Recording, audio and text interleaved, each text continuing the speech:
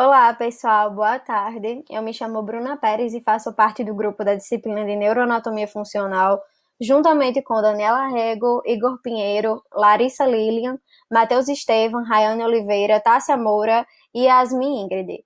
E hoje vamos apresentar o trabalho com a temática do fantasma. Os objetivos da nossa aula vão ser conseguir definir o que é membro e do fantasma, explicar a ação dos receptores sensoriais, assim como a atuação da neuroplasticidade nesse processo de imagem corporal e a atuação do psicólogo no tratamento.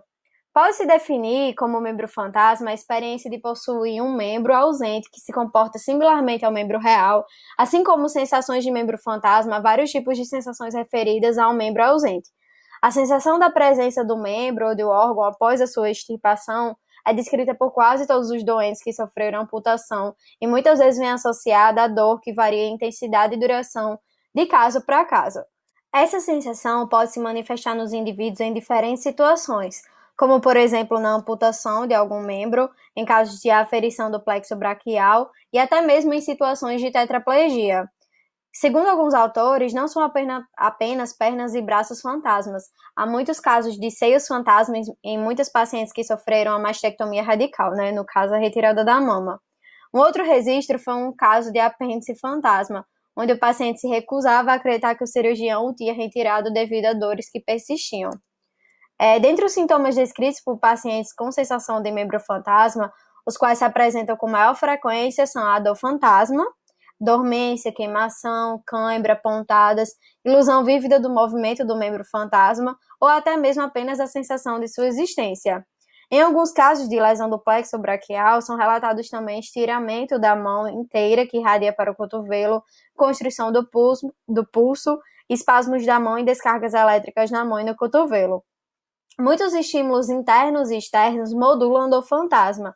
Dentre os fatores relatados pelos amputados que modificam a experiência dolorosa, estão os fatores que agravam a dor, os quais são a atenção, emoção, toque no coto, opressão, mudança de temperatura, reflexos autônomos, dor de outra origem ou colocação de uma prótese. E ainda os fatores que aliviam a dor, os quais são descanso, distração, movimentos do coto, uso de uma prótese, elevação do coto, percussão ou massagem no coto. Isto prova, portanto, que a experiência de dor fantasma é um resultado não só de um único evento, mas da interação de vários efeitos neuronais.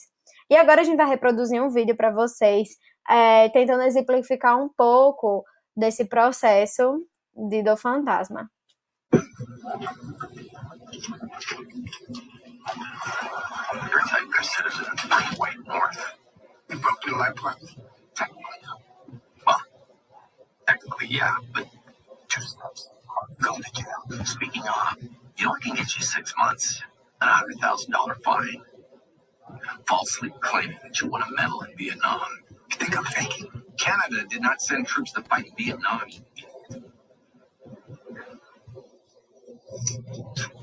3 to 73 piece of quartz, which is where I tried to free a 12-year-old boy who stepped on a landmine.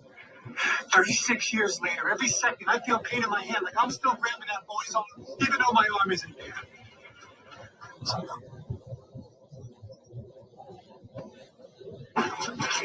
Oh.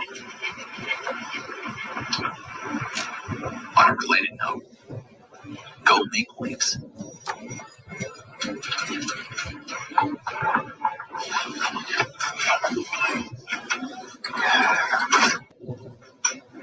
Hi, honey.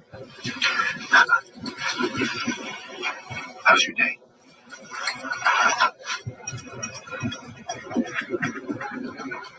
Morning. First of all, I've gone through this whole thing recently. I don't want to bore you. Short version. I'm really trying to work on some stuff. Definite setback. Although, in fairness, make it tough. Pain, missing arm, 5 different kinds of painkiller, medicine cabinet, this magic box of neurological trophies. It should be a lot easier to do what the crazy guy who tied you up says.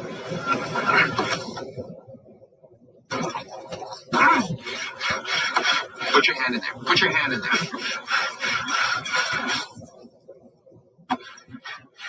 Now look. Mirror magic. Arm is back. Now clench both your fists at the same time. Clench. Real hard.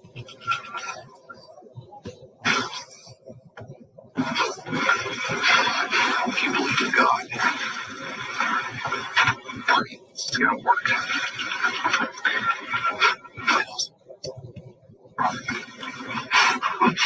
Ready? Now let go.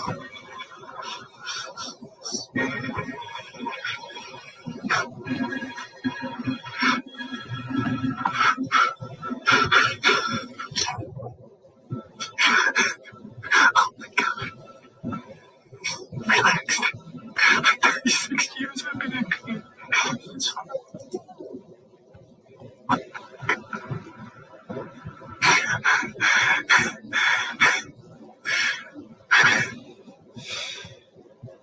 O que podemos ver no vídeo é uma das formas de tratamento da dor fantasma, que é a caixa espelho.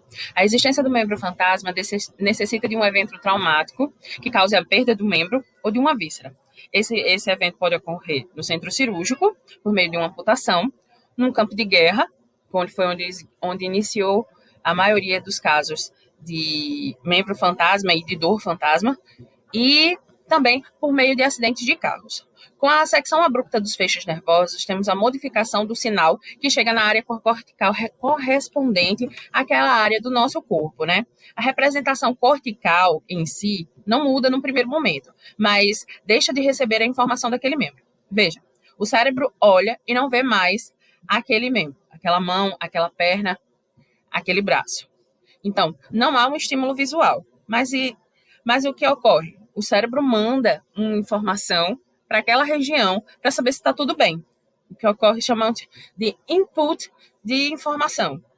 Mas, quando chega lá no local, o sinal que volta é um sinal anômalo, um sinal errado, que chama de output. É o retorno dessa informação anômala, seja porque ela ainda está, seja porque os feixes foram seccionados e, de certa forma, estão perdidos, seja pela presença de um neuroma, que é um conglomerado nervoso, que manda a informação de forma anômala. Veja, imagine como um cabo de fibra ótica que leva a informação até a sua casa para levar à internet. No momento que há uma pequena secção nesse cabo, de alguma forma, ficam ocorrendo pequenos curtos-circuitos. Há momentos que a informação vai passar, há momentos que a informação não vai passar, há momentos que a informação vai passar de forma errada e, de certa forma, o Wi-Fi também não vai pegar direito. Então, você vai ter que procurar para entender de onde é que vem esse erro. Então, do mesmo jeito, é quando ocorre um processo de secção abrupta dentro do nosso organismo, certo? Algumas pessoas sentem a sensação de cãibra, coceira, que o membro está congelado, está contraído e que elas não conseguem descontrair, até porque não existe a visualização, né? Seria como se fosse uma paralisação, como mostra no filme, né? O paciente de Dr. House tinha 36 anos que o braço estava congelado naquela mesma posição. Ou seja, a dor funciona como um sinal de alerta também, ou uma forma de dizer para o cérebro, ei, tem algo errado ali. Eu não visualizo mais o membro, e quando eu mando alguma informação para saber se está tudo bem, ele não me devolve uma informação correta. Certo? Então, de certa forma, é de forma anômala. Cadê aquela mão? Cadê aquele braço? Cadê aquele pinto que estava ali? Sim, também existe síndrome do pênis fantasma. Pausa. Minha gente, já que estamos em novembro, vamos lembrar. Água e sabão para não precisar amputar o pênis. O CA de pênis está extremamente interligado com a falta de higiene. Então, se vocês não quiserem ter a síndrome do pênis fantasma, eu indico lavar. Né? E não dá para usar a caixa espelho, né? Brincadeiras à parte, vamos lá. Mas como funciona de fato a caixa espelho? Ramachandran foi um médico indiano que estudou incessantemente os membros fantasmas. Como isso funciona? Esse estudo incessante dos membros fantasmas fez com que ele chegasse a alguns pacientes. Um, por exemplo, quando ele tocava na face, ele descrevia como se estivesse tocando na ponta dos dedos ou no coto do antebraço dele, que não existia mais. Daí, Ramachadran conseguiu visualizar, né, que havia, então, depois que ocorria a perda do membro, uma sobreposição da região cortical. Lá no homolúnculo de Pemphis, existia uma sobreposição da área mais próxima correspondente. Né? Hoje nós conseguimos visualizar por meio de exames de imagem, como mostra aqui do lado. No membro amputado existe um conglomerado de informações e estimulações, ou seja, você estimula um canto e diversas áreas são estimuladas juntas. No outro lado, você vê isso de forma um pouco mais separada. Né? No que isso leva à terapia da caixa-espelho. O que é que acontece? Né? Você tem ali, com a caixa-espelho, a visualização temporária do outro membro que não existia, ou não existe mais, que você não consegue visualizar. Então, de certa forma, existem dois estímulos. Existe o input do cérebro, que tenta saber se está tudo bem lá, se aquele membro ainda existe, e continua sem receber informação, ou no máximo informação anômala através da dor. E a estimulação visual, em que o indivíduo consegue ver o membro. Então, ele consegue, através dos neurônios motores, conseguir se conectar, se reconectar com esse membro fantasma. Então, causando esse processo de dissociação ou de divergência entre informações, a gente confunde o cérebro e muitas vezes consegue ter uma resposta aprendida. Porque até então existia uma paralisia, porque o cérebro manda informação e não recebe uma informação, então existe um processo de paralisia ali naquele membro fantasma que não existe. Então, essa dualidade dessa informação confunde o cérebro e permite que ele possa se reconectar e se realocar. No caso do nosso paciente aí de House, ele sentia como se o membro ainda estivesse em contração no mesmo momento que a mina explodiu e que levou junto seus feixes nervosos e parte do seu braço. Então, a dor era constante, porque os nervos estariam como se estivessem em processo de contração constante e de compressão constante. Então, no momento que fez o uso da caixa-espelho, que ele conseguiu visualizar que ele se conectou quando soube. Sobre o ponto de vista físico, a plasticidade ou comportamento plástico, ela refere-se a alterações transitórias ou permanentes da matéria em função de um agente exógeno. Sob o ponto de vista evolutivo, ela permite a adaptação ao meio externo. A neuroplasticidade ou plasticidade neural, ela é definida como a capacidade do sistema nervoso de modificar sua estrutura e sua função em decorrência dos padrões de experiência. De acordo com Dennis, a neuroplasticidade ela pode ser concebida e avaliada a partir da perspectiva estrutural, que seria a configuração sináptica, ou funcional, que seria a modificação do comportamento.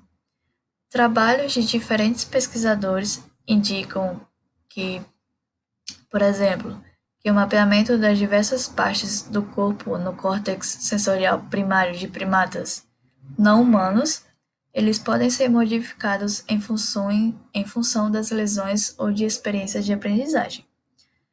O mesmo tipo de evidências ele acabou sendo obtido nos seres humanos, indicando que a aquisição de determinadas habilidades, sejam elas sensoriais ou motoras, elas podem induzir